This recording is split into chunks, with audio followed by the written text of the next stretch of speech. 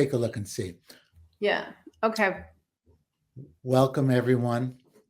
My name is Steve Stein, and I'm the host of the Street Smart Wisdom podcast, founder of Better Listen, and recently Wisdom Feed. This program is brought to you by Wisdom Feed and Wisdom Feed Plus, our new wellness, mindfulness community. And today is a unique day, exciting day. So glad to say that today we have Celia Landman on as a guest. She's a mindfulness educator, mindfulness counselor, and I was introduced to Celia by our friends at Parallax Press. We've been working with them for many years, having the good fortune to have worked with Thich Nhat Hanh and other George Mumford and other great authors that Parallax represents. And today, in this part of the conversation, we're going to talk about a new book that Celia's got coming out on Parallax Press, When the Whole World Tips. And Celia can share the subtitle, but it's a great title for these, unbalanced times, tipping times. So welcome, Celia. It's great to have you, and nice to meet you at the same time. Thank you, Steve, and I really appreciate this opportunity to talk about this book. All right, can you tell us a little bit about your path to getting here, and what led you to write this book, and in my New York, what makes you an expert on this? I'm sorry to say it that way. Yeah, But that's no, exactly. And I want to say, I wrote this book because I need this book. So the subtitle is When the Whole World Tips, Parenting Through Crisis with Mindfulness and Balance. And I'm a parent, and I have a child with a mental health diagnosis, as a whole lot of people do. And my experience with parenting my daughter was so unpredictable. So I was practicing. I was in the Plum Village tradition, and I really leaned on that practice when there were times of crisis. And the book came about. So I had one specific crisis where my son had a head injury from a soccer concussion, and my daughter was hospitalized for suicidal ideation and enactment. And it was at the exact same time. And it was like my whole world just stopped functioning. So I learned to rely on what my training was. And coming through that, I had this kind of realization about what needs to be there in order to keep my heart open to somebody and my hands off the wheel of what I cannot control. And the book was originally, the research for the book came about through I did a master's in mindfulness studies at Lesley University. It was part of my thesis. So I researched a lot of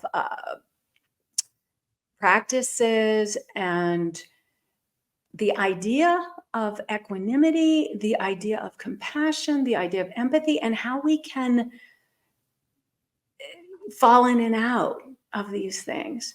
And the most profound things I found were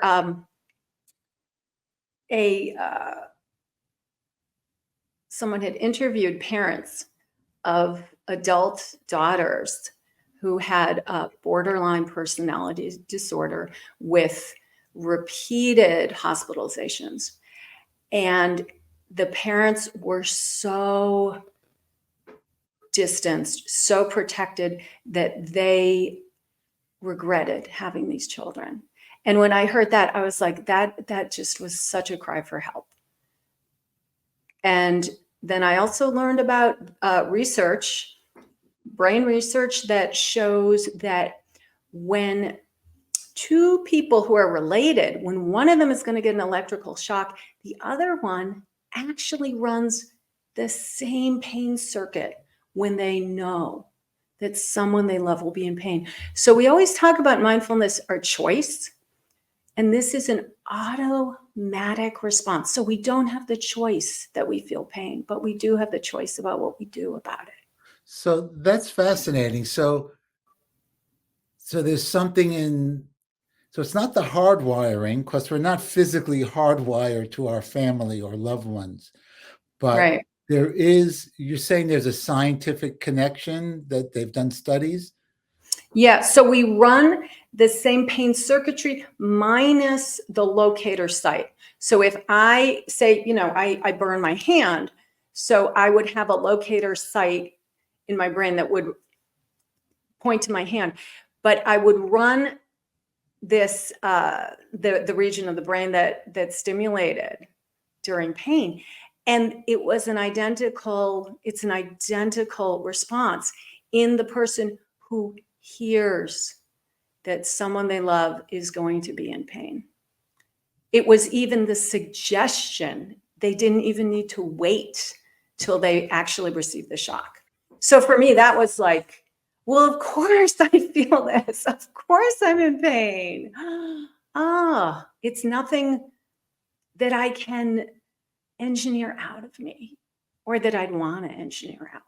But what I could learn to do was, how do I, instead of everything being pain, and I am all pain and I am all helpless and hopeless, how can I separate? And how can I learn to hold my pain with capacity? And that's actually what we're going to spend our meditation doing that sort of a practice today too. So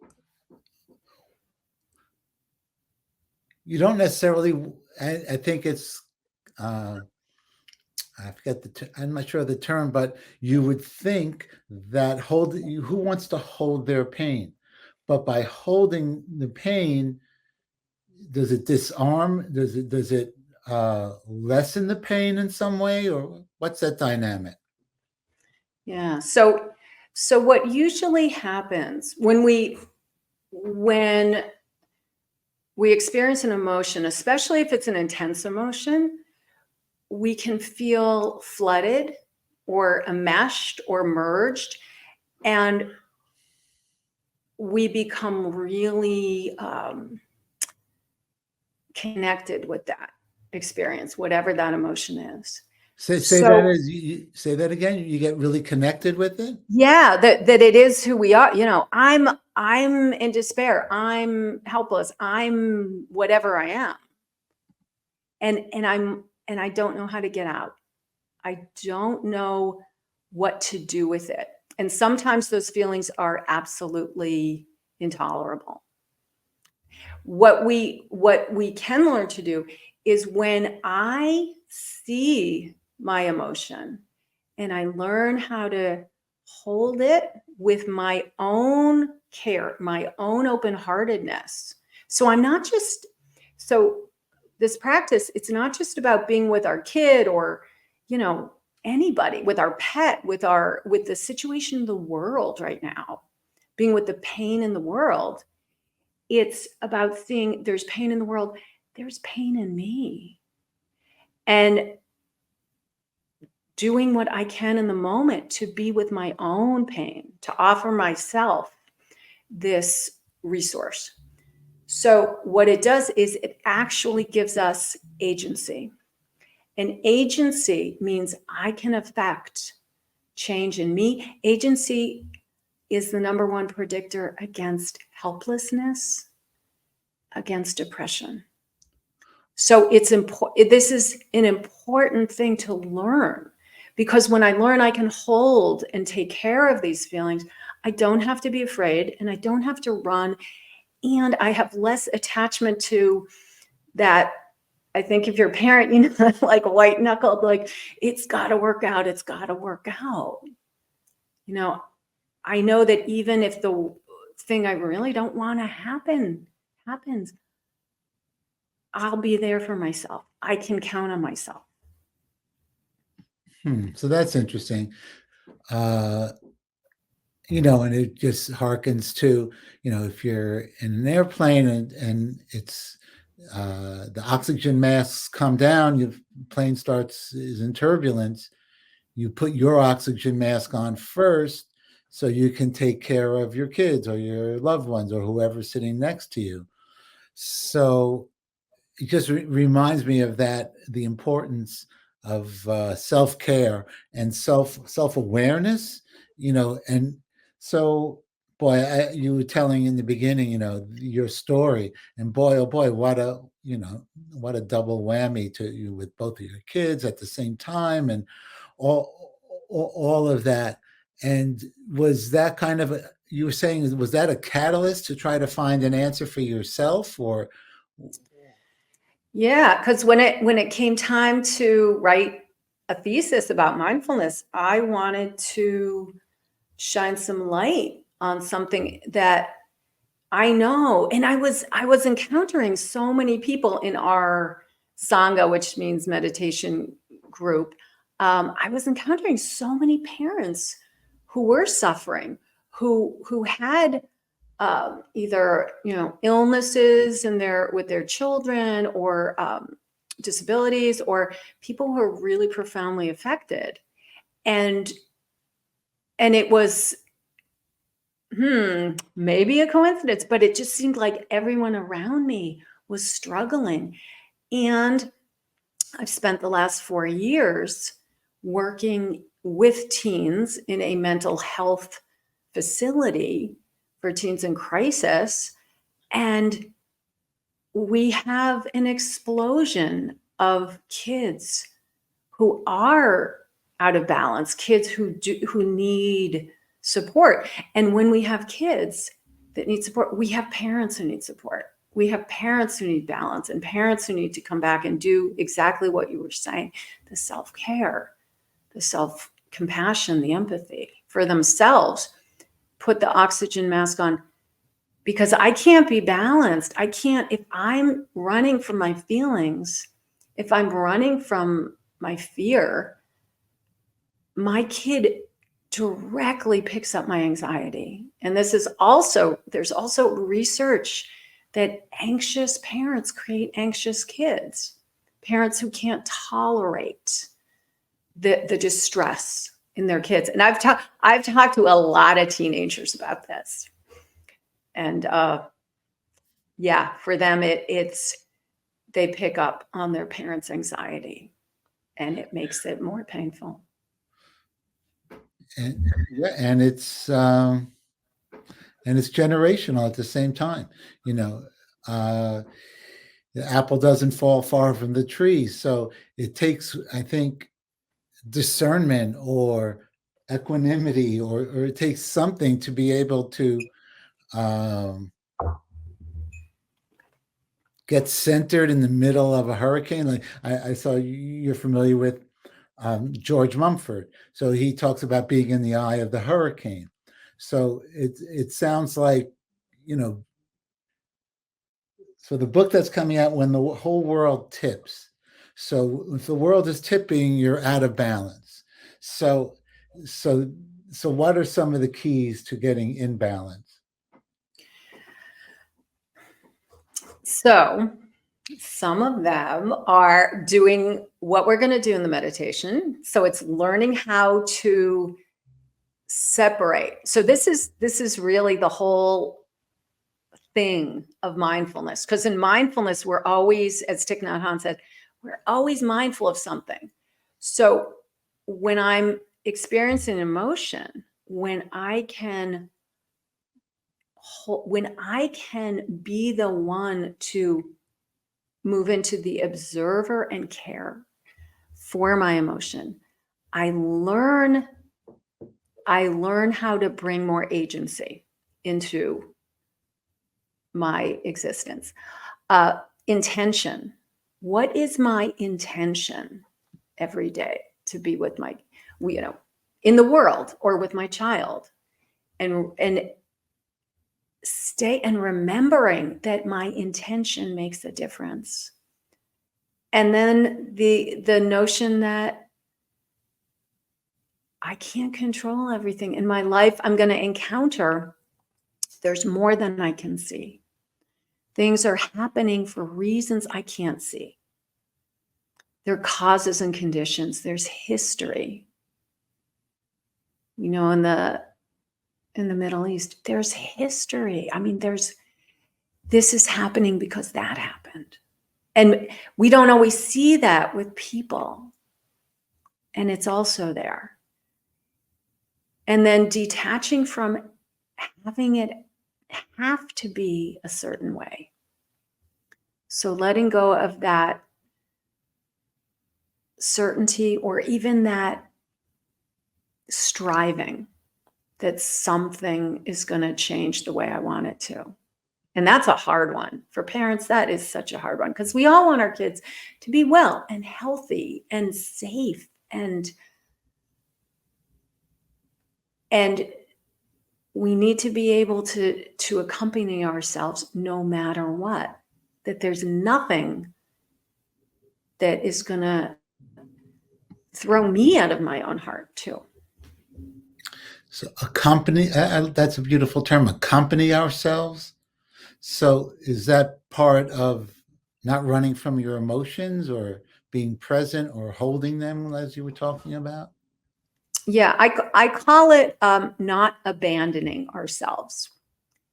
So I grew up, as many of us have, where I learned if I had an unpleasant feeling, I needed to get away from it.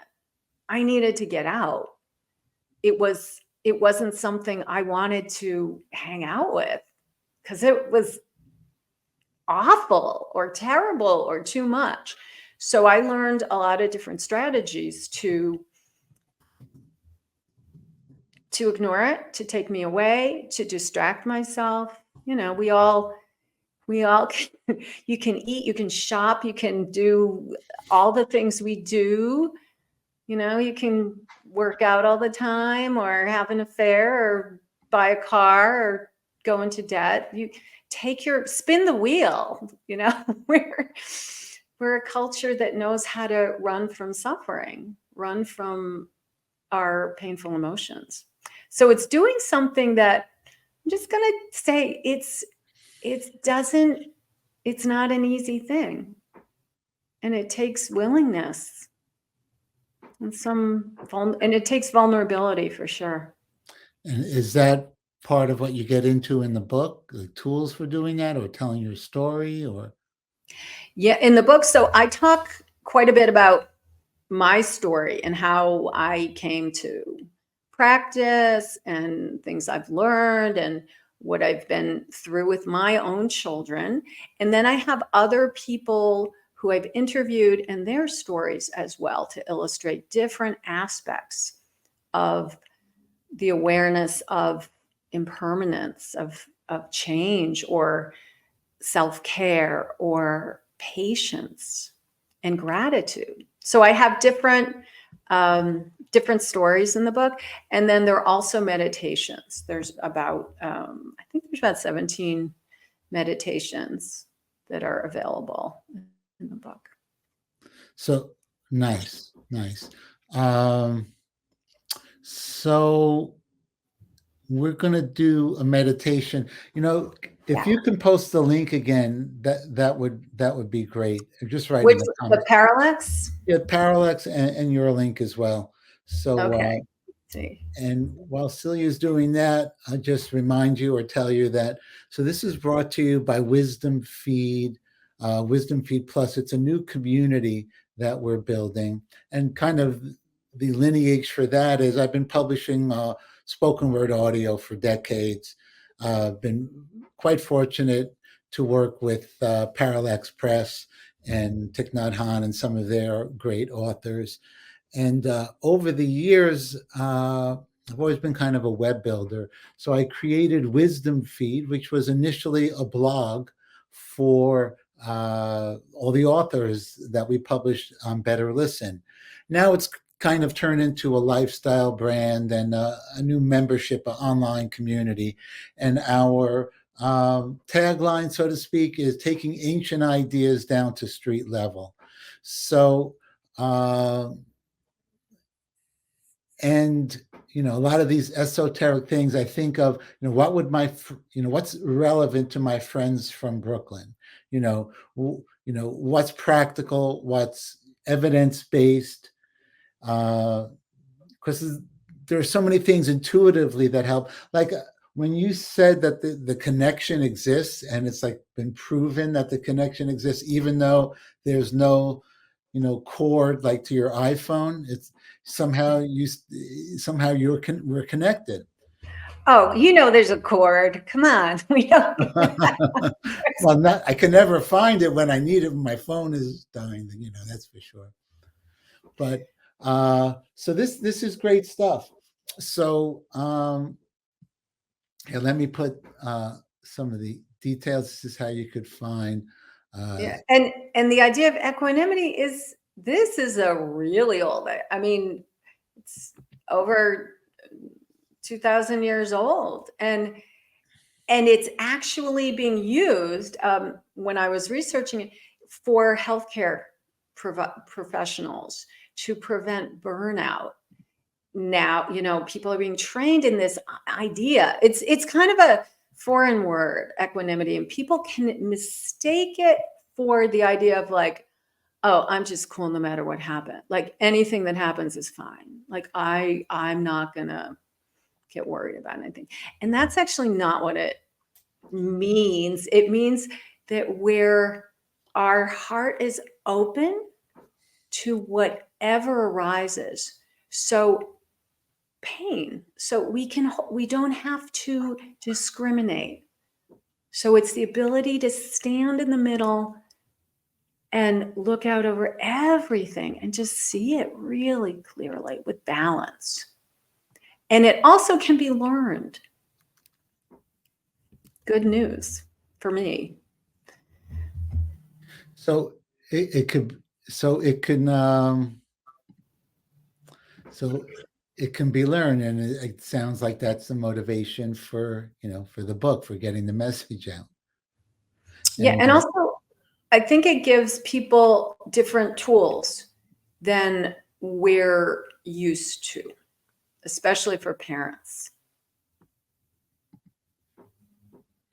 right, and the tools are, that's part of our raison d'etre, is like what's practical that people can do in their life to kind of make their life better.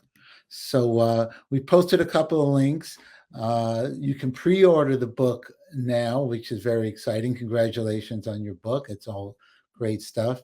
And we're gonna Celia's gonna lead us in a meditation now, and then that will be the end of this section. And then stay tuned, and there's some surprise coming up after that. And So, there's more. Yes. but wait, there's more. So, okay. So, is there a name for this meditation, or? Yeah. So this one is called, it's in the book, and it's called Invitation to Practice with Painful Emotions. So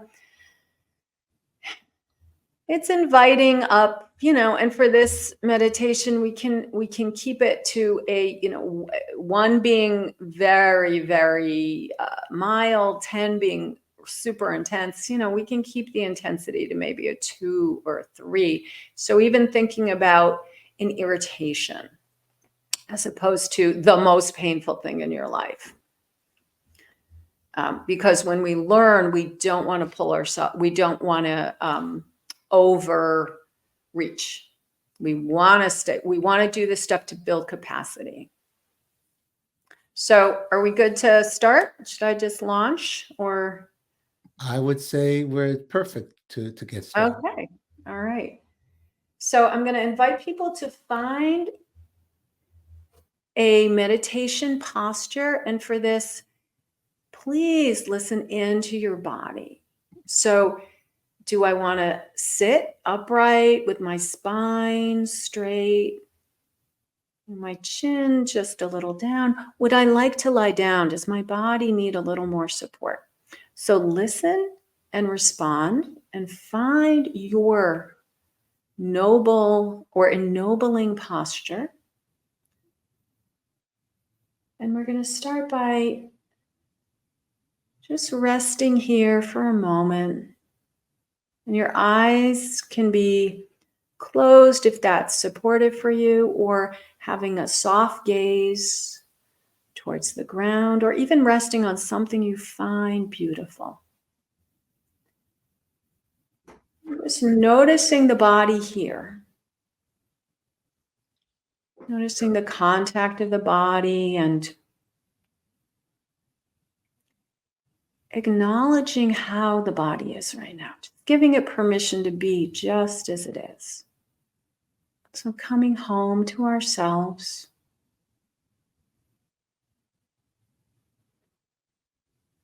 Finding some calmness, some stillness.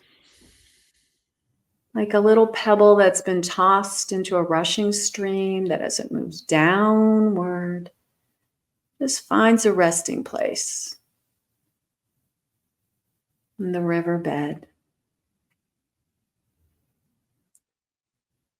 And once we have this centeredness, this calmness, opening our awareness to this idea of irritation, just this low-level pain, low-level distress.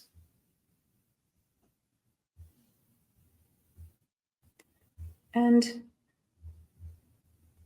bringing our awareness, just notice this in the body. Just starting in the body and noticing if this emotion has a texture. So is it squeezing or soft or jagged? Is it electric? What's its texture?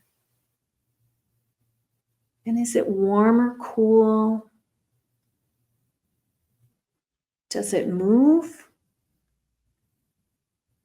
What's it like in the body?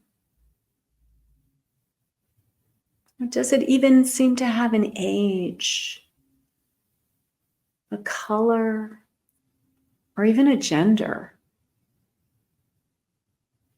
Does it seem to be masculine or feminine or both or neither? And locating the outer edges of the meditation, just where does it stop in the body? And bringing some softness to this outer edge, almost as if you were stroking a small bird, just with that gentleness. And just stay here and breathe, taking care of this irritation, inviting it to rest with you. So teaching it to breathe with you.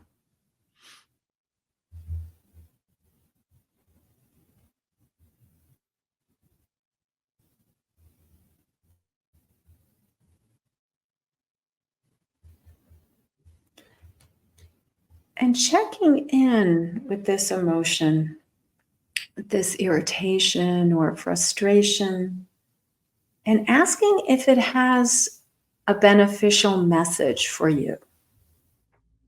What does it want me to know?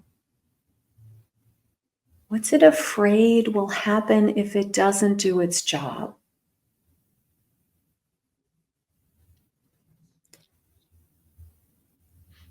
And offering some reassurance. I understand, or of course. That makes sense. Yeah. And just thanking the emotion for taking good care and inviting it to rest in our care, just in your ability to care for it. to breathe with it, to be present for it.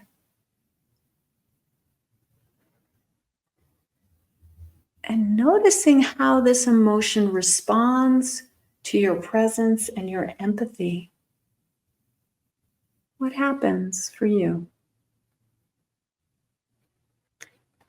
And making a plan to come back, to revisit this emotion. So you'll be available with more relationship when this emotion needs you. When this part of you is really calling for your attention.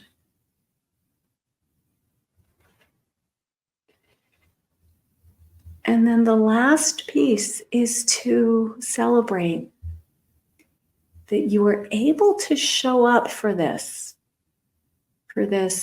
irritation or distress or frustration with care and capability.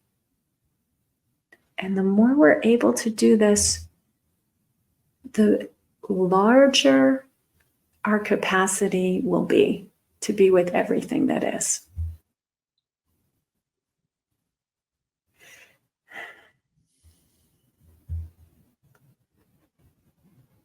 And so coming back and opening your eyes if they've been closed. And bringing awareness back to being here together.